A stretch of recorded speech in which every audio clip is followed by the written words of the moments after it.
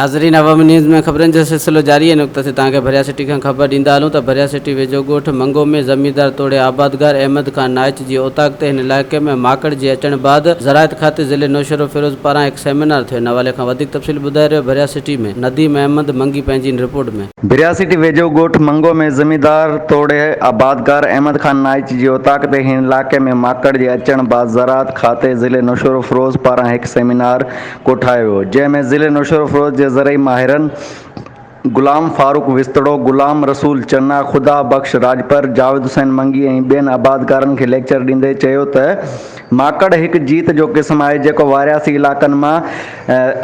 इलाइक़नि में रहंदो आहे। अणमुंदाइतो मौसमनि सबबि इहो जीत लश्कर जी सूरत में आबादी वारे इलाइक़नि जो रुख करे थो।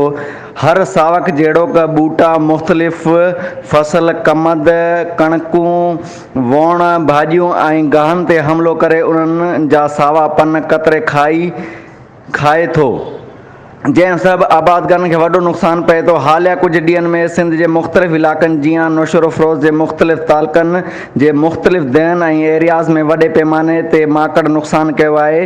हिन चयो त हिन वक़्तु ज़िले जे ॿियनि तालुक़नि मीरापुर, कंडियारो, नौशरो फिरोज़ ऐं भिरिया में माकड़ जो घणो हमिलो नाहे थियो, पर उन जे बावजूदु आबादगारनि खे अॻुवाट एहतियाती तदबीर इस्तेमालु करणी पवंदियूं, जंहिंमें हिकु हारी पंहिंजी ज़मीन ते जीअं ई अहिड़ो हमिलो ॾिसे त उते बाहि ॿारे जो दूंहों करे उन में फटाका उछलाए उन सां माकड़ ॿाहिरि निकिरी वेंदी, जॾहिं त माकड़ जे आननि लाहिण वारी जाइ ते कक पन विझी बाहि ॾिनी वञे ऐं साड़ियो वञे। बीठल फसल में पाणी ॾियण वक़्तु आननि ते घासलेट जा फुड़ा शामिलु कया वञनि, माकड़ जे अॻियां खायूं खोटियूं वञनि ऐं उन्हनि जी अचण जी सूरत में उन्हनि खे ज़मीन में दफ़न कयो वञे। जेकॾहिं माकड़ जो हमिलो वधीक हुजे त सुबुह या शाम सवेर लुंडा ज़हर जा स्प्रे कया वञनि त जीअं माकड़ दवा वारा पन खाए मरी वञे।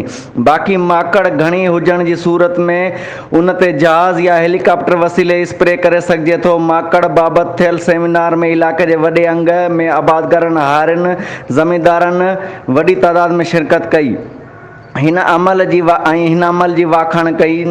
वाखाण कंदे चयो त असां अहिड़े इस्लाहीन ते ज़रूरु अमल कंदासीं। ॿिए पासे आबादगार अॻवान चैम्बर्स ऑफ एग्रीकल्चर ज़िलो नौशरो फिरोज़ अशफाक अहमद तगर चयो त हिन वक़्तु नौशरो फिरोज़ ज़िले अंदरि वणनि जा ऐं ॿिया फसल सख़्तु मुतासिर थिया आहिनि, जंहिं सबबि आबादगारनि खे वॾो नुक़सानु थियो आहे। हिन सिंध हुकूमत खां मुतालबो कयो आहे त नौशरो फिरोज़ ज़िले जे अंदरि वणनि खे बचायो वञे ऐं फौरन जहाज़ वारा स्प्रे घुराया वञनि।